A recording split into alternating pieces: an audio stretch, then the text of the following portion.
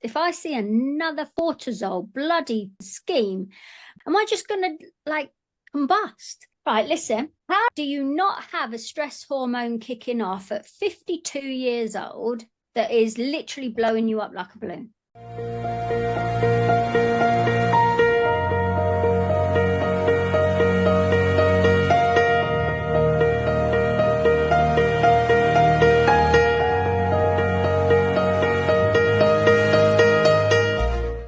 What do?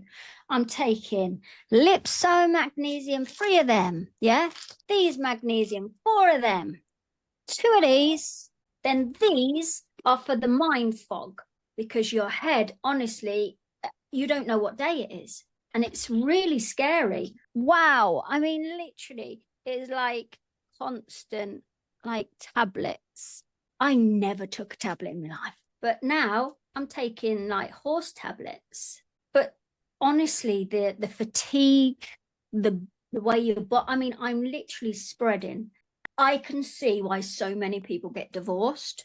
I can see why they go so detached, suicides, depression. But what I would say so much so is how women then punish so much the men in the relationships, because the sex drive goes. It's like the nagging, the focus, the mood swings, the night sweats. I mean, your whole relationship would completely turn on its head, and through no fault of your own, because you've had children and your body and the reproduction system, something that's so beautiful, you get absolutely annihilated in your 50s from everyone you love, including yourself, because you start to look so different.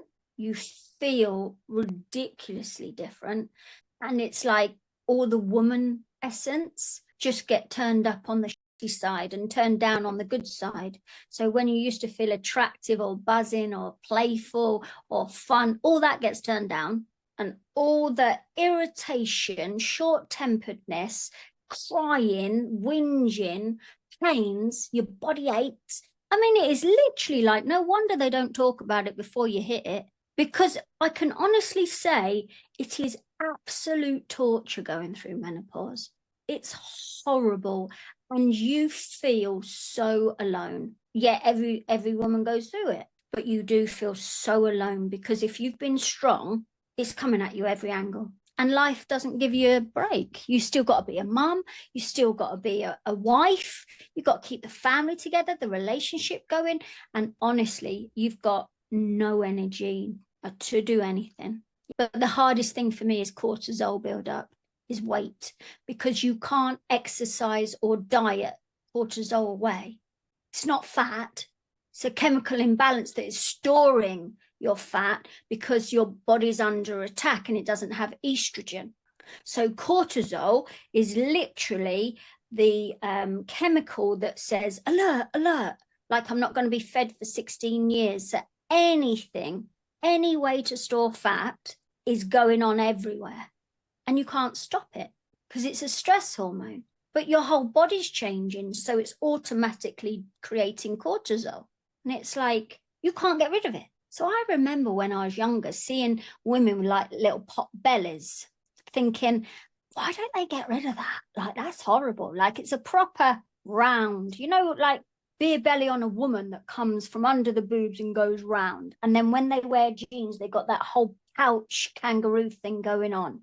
Or I have that. I don't have just one kangaroo either. I look like I got 4 kangaroos in my pouch. It's everywhere. And I'm like, wow. And dieting won't do it. Fasting won't do it. It would actually make it worse. And then they say HRT creates breast cancer and cancers, and you're like, but if you have emotional intelligence understanding, nothing in life feels as heavy or as dark. So why we're not taught emotional intelligence in school, I really don't know. It doesn't make sense, because when you understand it, it is essential and it's ever evolving. You don't just learn EI mastery, done, tick, brilliant. It is a human behavior of evolution. So it isn't just a set of tools, not just an understanding. It's literally a way of seeing yourself that allows you to be loving in the world. And if you don't have it, the world feels very cruel. Why would you want to live in a cruel world? Why wouldn't you want to live in a loving world? Well, you can't possibly live in a truly loving, emotionally safe world if you don't have emotional intelligence understanding, let alone the mastery.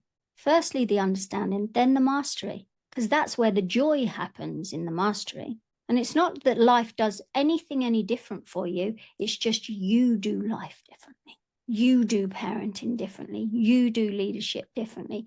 You do your relationships differently. So life feels very different.